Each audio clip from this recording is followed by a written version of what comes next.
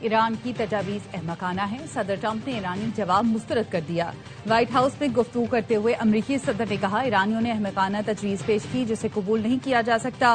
ایران کی بحری ناکہ بندی ایک شاندار منصوبہ ہے، تہران جوہری ہتھیار حاصل نہیں کر سکتا۔ ایرانی حکومت نے 40,000 سے زائد مظاہرین کو مارا۔ ایران میں ہمارے حملوں نے اپنے مقاصد حاصل کر لیے۔ فاکس نیوز سے انٹرویو میں صدر ٹرمپ کا کہنا تھا آبنہ ہرمز میں فریڈم پروجیکٹ دوبارہ شروع کرنے پر غور کر رہا ہوں مگر ابھی فیصلہ نہیں کیا۔ جب تک کوئی معاہدہ نہیں ہو جاتا ہم ایران پر دباؤ ڈالتے رہیں گے۔ ایران کے پاس اپنے جوہری ذخیرے کو نکالنے کی ٹیکنالوجی نہیں۔ ایرانی مذاکرات کاروں نے اعتراف کیا ہے انہیں ہماری ضرورت ہے۔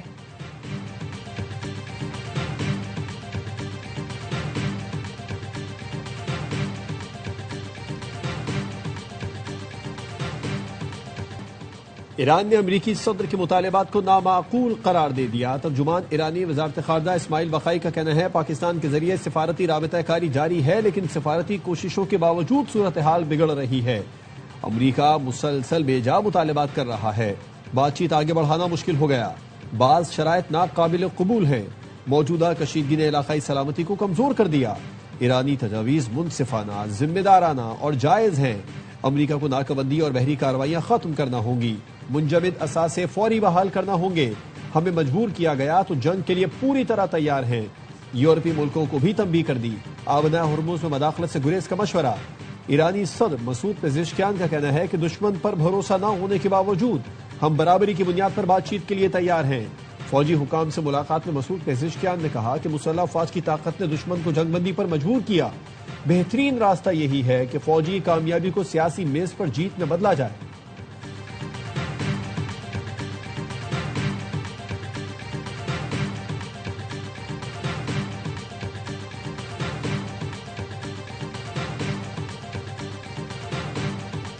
ایران تنازع پر امریکی صدر اور اسرائیلی وزیر اعظم کا رابطہ۔ نیتن یاہو نے دعویٰ کیا ٹرمپ نے یقین دلایا ہے افزودہ یورینیم نکالنے کے لیے امریکی فوج ایران میں داخل ہوگی۔ امریکی نیوز ویب سائٹ ایکزیوس سے گفتگو میں صدر ٹرمپ نے کہا نیتن یاہو سے ایران کے جواب کے علاوہ دوسرے معاملات پر بھی بات ہوئی۔ صدر ٹرمپ نے یہ بتانے سے انکار کیا کہ وہ ایران سے مذاکرات جاری رکھیں گے یا فوجی کارروائی کریں گے۔ وال اسٹریٹ جرنل کے مطابق ایران نے جوہری تنصیبات ختم کرنے سے انکار کر دیا، انتہائی افزودہ یورینیم تیسرے ملک منتقل کرنے پر آمادگی ظاہر کی۔ ایرانی سرکاری ذرائع نے وال اسٹریٹ جرنل کی رپورٹ گمراہ کن قرار دے دی۔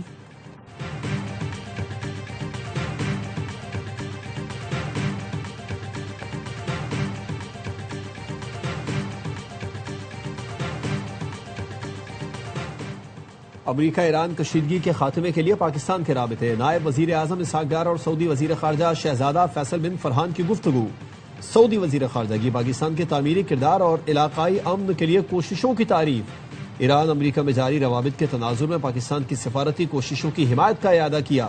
ایرانی وزیر خارجہ کا بھی سعودی ہم منصب سے رابطہ، پاکستان کی ثالثی میں ہونے والے مذاکرات پر گفتگو، مختلف پہلوؤں کا جائزہ لیا۔ عباس عراقچی نے مصری وزیر خارجہ سے بھی رابطہ کیا، خطے کی تازہ صورتحال، پاکستان کی ثالثی میں مذاکرات پر بات چیت کی۔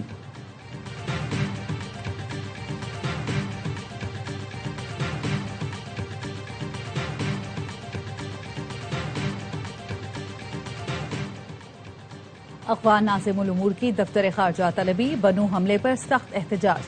ترجمان دفتر خارجہ کا کہنا ہے فتح خیل پولیس پوسٹ حملے کے تانے بانے افغانستان میں موجود دہشت گردوں سے ملتے ہیں۔ پاکستان اپنی قومی سلامتی اور شہریوں کے تحفظ پر کوئی سمجھوتا نہیں کرے گا۔ افغان سرزمین کا پاکستان کے خلاف دہشت گردی کے لیے استعمال ہونا قابل قبول نہیں۔ پاکستان نے افغان طالبان پر فتنہ خوارج، فتنہ ہندوستان اور داعش کے خلاف کارروائی پر زور دیا۔ پاکستان نے واضح کیا دہشت گردوں کے خلاف فیصلہ کن جواب دینے کا حق محفوظ رکھتے ہیں۔ انٹیلیجنس اداروں نے ملک کو بڑی تباہی سے بچا لیا، بر وقت کارروائی کر کے خاتون حملہ آور کو گرفتار کر لیا۔ وزیر اعلیٰ بلوچستان سرفراز بگٹی نے پریس کانفرنس میں بتایا کہ دہشت گردوں کا ہدف اسلام آباد میں خودکش حملہ کرنا تھا۔ لڑکی کو تربت سے اسلام آباد لے جاتے ہوئے گرفتار کیا گیا، اسے پتہ نہیں تھا کہ حملہ کہاں کرنا ہے۔ کچھ عرصہ پہلے پتہ چلا لڑکی لاپتہ ہے۔ لڑکی کو باعزت طریقے سے والد کے حوالے کر رہے ہیں۔ خودکش بمبار لڑکی نے اعترافی بیان میں کہا خودکش حملے کے لیے ذہن سازی کی گئی۔ کزن نے ڈرا دھمکا کر کہا BLA کے لیے کام کرو۔ 2 مرتبہ سرمچاروں سے ملاقات کرائی گئی۔ سب بہنوں سے کہوں گی تنظیم کا ساتھ نہ دیں، میں پڑھنا اور آگے بڑھنا چاہتی ہوں، شکر ہے غلط کام سے بچ گئی۔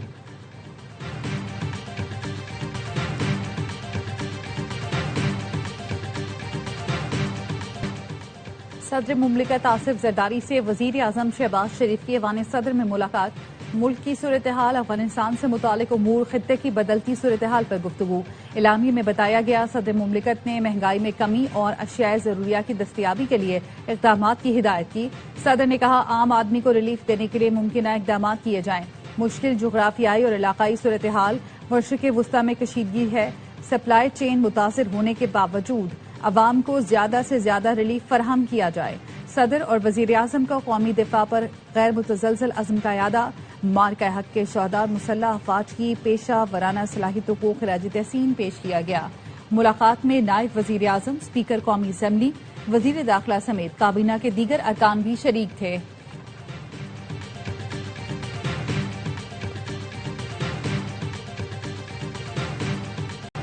نائب وزیر اعظم اسحاق ڈار سے امریکی ناظم الامور نیٹلی بیکر کی ملاقات، خطے کی صورتحال اور پاک امریکہ تعلقات پر تبادلہ خیال۔ اسحاق ڈار نے امریکہ ایران کے درمیان رابطوں میں پاکستان کے کردار سے آگاہ کیا۔ پاک امریکہ دو طرفہ تعلقات اور خطے کی بدلتی صورتحال پر اہم مشاورت کی گئی۔ نائب وزیر اعظم اسحاق ڈار نے خطے میں کشیدگی کم کرنے کے لیے سفارتکاری کے فروغ پر زور دیا۔ پاکستان نے امید ظاہر کی کہ جاری سفارتی کوششیں خطے دنیا میں امن میں مددگار ثابت ہوں گی۔ اسحاق ڈار نے پاکستانی ایرانی سمندری کارکنوں کی واپسی میں امریکی تعاون کو سراہا۔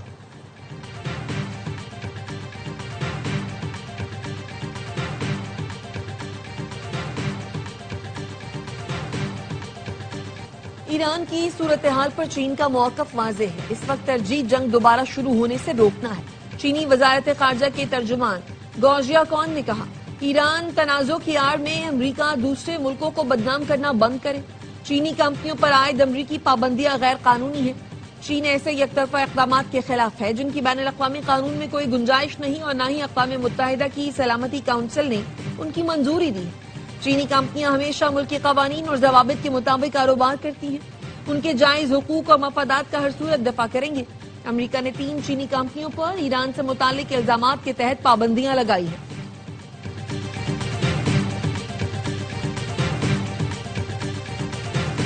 بحری جہازوں کی تعیناتی سیکیورٹی مشن ہے، یہ سیکیورٹی مشن ایران سے ہم آہنگی کے ساتھ انجام دیا جائے گا۔ فرانسیسی صدر ایمانوئل میکرون کا کہنا ہے کہ آبناء ہرمز میں بحری جنگی جہازوں کی تعیناتی کبھی بھی آپشن نہیں تھا۔ فرانس کا ابتدا سے ہی یہ موقف رہا ہے۔ برطانیہ کے ساتھ مل کر ایک خصوصی مشن قائم کیا گیا۔ فرانس کی ایران سمیت خطے کے ملکوں اور امریکہ سے مشاورت کے ذریعے تنازعات کم کرنے کی کوشش کی جا رہی ہے۔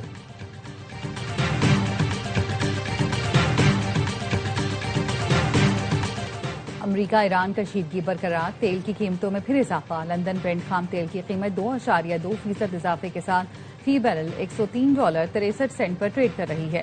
ویسٹ ٹیکسس خام تیل 2.15% بڑھ کر فی بیرل $97.47 فی بیرل پر پہنچ گیا۔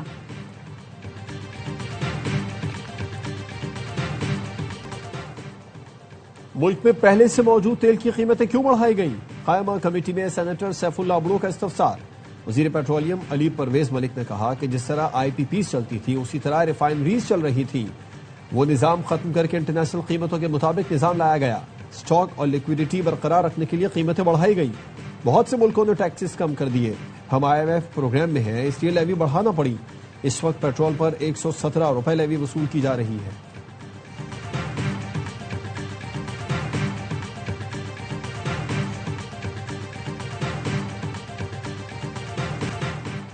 خون سستا اور پیٹرول مہنگا ہو گیا، مولانا فضل الرحمان کا پارلیمنٹ ہاؤس میں صحافی کو جواب۔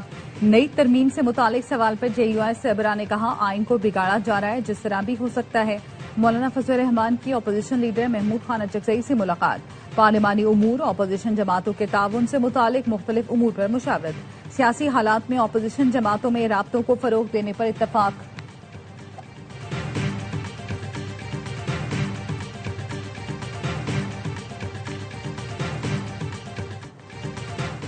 PTI ارکان پارلیمنٹ کا قومی اسمبلی اور سینٹ کے اپوزیشن لیڈرز پر تحفظات کا اظہار۔ ذرائع کا کہنا ہے کہ PTI ارکان نے گزشتہ پارلیمانی پارٹی میٹنگ میں کمیٹیوں میں واپسی کی رائے دی۔ MNAs اور سینیٹرز کی رائے محمود اچکزئی اور راجہ ناصر نے مسترد کر دی۔ محمود اچکزئی نے کہا قائمہ کمیٹیوں سے نکلنے کا فیصلہ میرا نہیں بانی پی ٹی آئی کا ہے، اگر کمیٹیوں میں واپس جانا ہے تو کسی بارگین کے ساتھ جانا چاہیے۔ P T I M N As نے کہا دونوں اپوزیشن لیڈرز بانی پی ٹی آئی کی رہائی کے لیے بھی کچھ نہیں کر رہے۔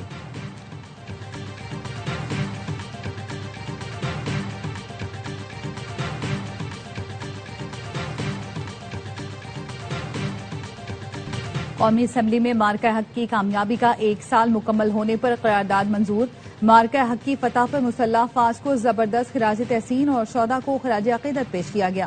اسپیکر ایاز صادق نے کہا مارکہ حق میں پاکستان کو عظیم کامیابی ملی، مارکہ حق میں قوم مسلح افواج کے شانہ بشانہ تھی۔ سندھ اسمبلی میں بھی مارکہ حق کا 1 سال مکمل ہونے پر قرارداد پیش۔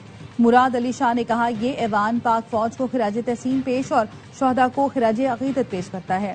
وزیر اعلیٰ نے پاک فوج کے سربراہ، صدر مملکت اور وزیر اعظم کو بھی خراج تحسین پیش کیا۔ پنجاب اسمبلی میں بھی مارکہ حق میں کامیابی کی قرارداد متفقہ طور پر منظور۔ قرارداد میں افواج پاکستان کو مبارکباد اور مارکہ حق کے شہداء اور غازیوں کی قربانیوں کو خراج عقیدت پیش کیا گیا۔ کہا گیا مارکہ حق کی کامیابی بہادر افواج اور قومی اتفاق و یگانگت کا نتیجہ ہے۔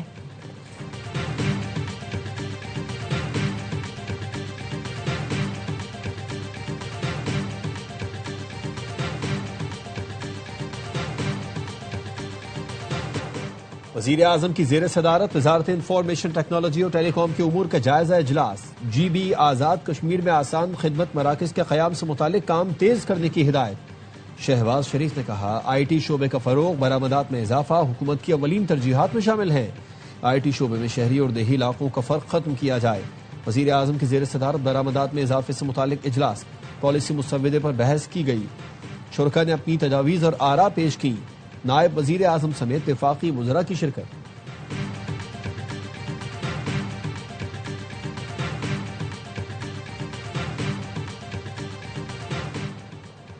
وزیر اعلیٰ پنجاب مریم نواز کی زیر صدارت صوبائی کابینہ کا اجلاس۔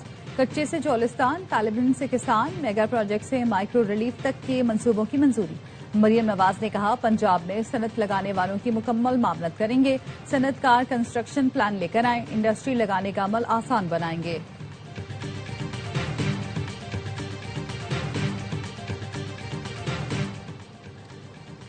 وزیر اعلیٰ سندھ سے چینی سرمایہ کاروں کے 32 رکنی وفد کی ملاقات۔ وفد میں ڈیجیٹل، تجارت، ٹیکسٹائل، توانائی اور صنعتی ٹیکنالوجی کمپنیز کے حکام شامل تھے۔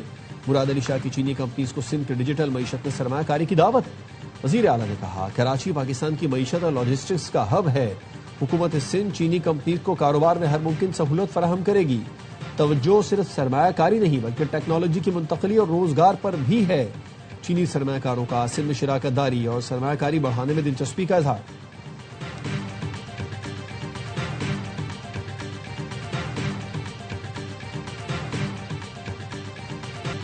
وزیر داخلہ محسن نقوی کی زیر صدارت سیف سٹی ہیڈ کوارٹرز میں اجلاس۔ اسلام آباد سیف سٹی کو کیپٹل سمارٹ سٹی میں بدلنے کے پروجیکٹ پر پیش رفت کا جائزہ۔ محسن نقوی کی سیف سٹی فیز 2 کو مقررہ مدت میں مکمل کرنے کی ہدایت۔ کہا کنٹرول روم کو جدید تقاضوں اور ٹیکنالوجی سے ہم آہنگ بنایا جائے۔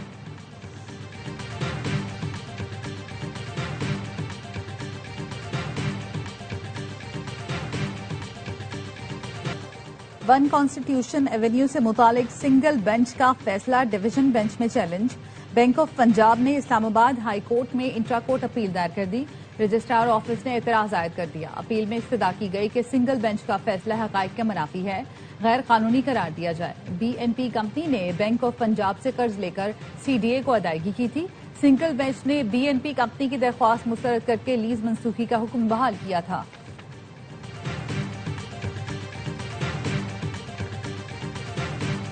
لیاری ایکسپریس وے ری سیٹلمنٹ منصوبے میں مبینہ طور پر اربوں کی بے ضابطگیاں۔ نیب نے ابتدائی انکوائری مکمل کر لی۔ نیب ذرائع کا کہنا ہے کہ شواہد کی بنیاد پر کیس انویسٹیگیشن میں داخل ہو گیا۔ منصوبے میں غیر قانونی الاٹمنٹ، چائنا کٹنگ اور جعلی الاٹمنٹ کی گئی۔ نیب نے ہزاروں پلاٹس کی فائلیں اور شواہد قبضے میں لے لیے۔ 65% پر جعلی الاٹمنٹ آرڈرز پائے گئے۔ جعلی آرڈرز پر اسسٹنٹ ڈائریکٹرز لینڈ اور ایگزیکٹو انجینئر کے دستخط ہیں۔ منصوبے کی 20 ایکڑ زمین فراڈ سے آؤٹ سائڈرز کو بیچ دی گئی۔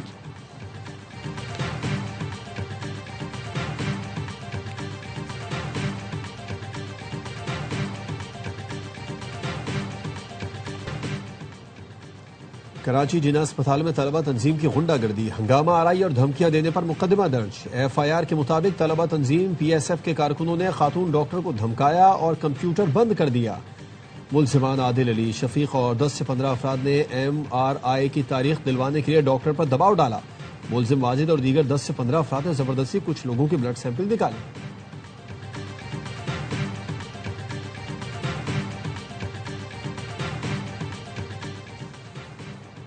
حکومت سندھ فلمی صنعت کی بحالی اور فروغ کے لیے اقدامات کر رہی ہے۔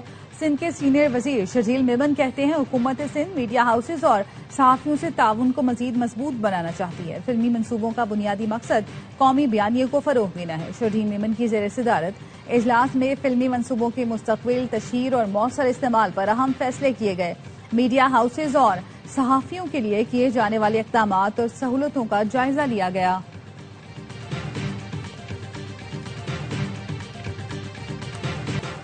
سونے کی قیمت میں کمی، چاندی کی قیمت مستحکم۔ فی تولہ سونا 5,300 روپے کمی سے 4,88,362 روپے کا ہو گیا۔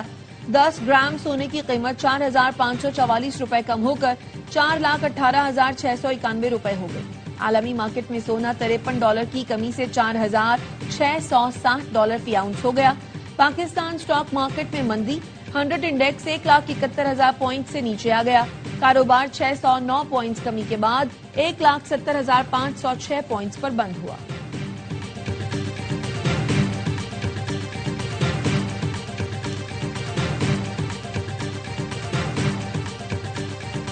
مارکہ حق کو 1 سال مکمل، ISPR نے نیا نغمہ تو یاد رکھی جاری کر دیا۔ نغمے نے عوام کے دل جیت لیے۔ مارکہ حق میں کامیابی پر یہ نغمہ مسلح افواج اور غیور قوم کے عزم کی نمائندگی کرتا ہے۔ خیبر پختونخوا میں مغربی ہواؤں کا نیا سلسلہ آج داخل ہوگا۔ شدید بارشیں اور تیز ہوائیں چلنے کا امکان۔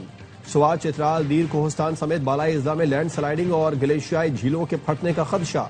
PDMA نے الرٹ جاری کر دیا۔ ملک کے بیشتر علاقوں میں موسم گرم اور خشک۔ سندھ اور جنوبی بلوچستان میں شدید گرمی کی لہر برقرار۔ سبی میں درجہ حرارت 43، لاڑکانہ، دادو اور تربت میں 42 ڈگری پر پہنچ گیا۔ نواب شاہ، سکر اور حیدرآباد میں 40 ڈگری ریکارڈ کیا گیا۔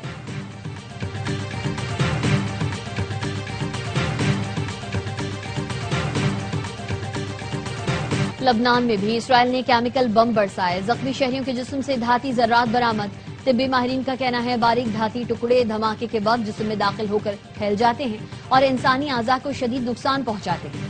زخمیوں کے علاج میں انتہائی مشکلات پیش آتی ہیں۔ یہ ذرات جان لیوا ثابت ہو رہے ہیں۔ غزہ اور اردن میں بھی اسرائیل کیمیکل بموں کا استعمال کر چکا ہے۔ اسرائیل کی جانب سے لبنان پر حملے جاری، کئی مقامات کو نشانہ بنایا گیا۔ 2 طبی اہلکاروں سمیت 3 افراد شہید۔ مارچ سے اب تک اسرائیلی حملوں میں 2,846 افراد شہید ہو چکے۔ حزب اللہ کا اسرائیلی فوجیوں پر ڈرون حملے کرنے کا دعویٰ۔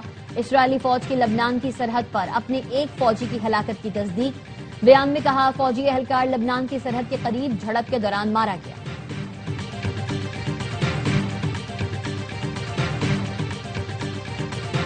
اور ARY film, Salman Iqbal films اور پرویز ملک فلمز کی پیشکش۔ فلم لو دی سانگ کا ٹریلر جاری۔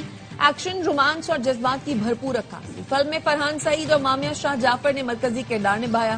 ٹریلر ریلیز کے بعد شائقین فلم کا جوش و خروش مزید بڑھ گیا۔ مداح فلم کی سینما ریلیز کا بے صبری سے انتظار کر رہے ہیں۔ فلم عید الاضحیٰ پر سینما گھروں کی زینت بنے گی۔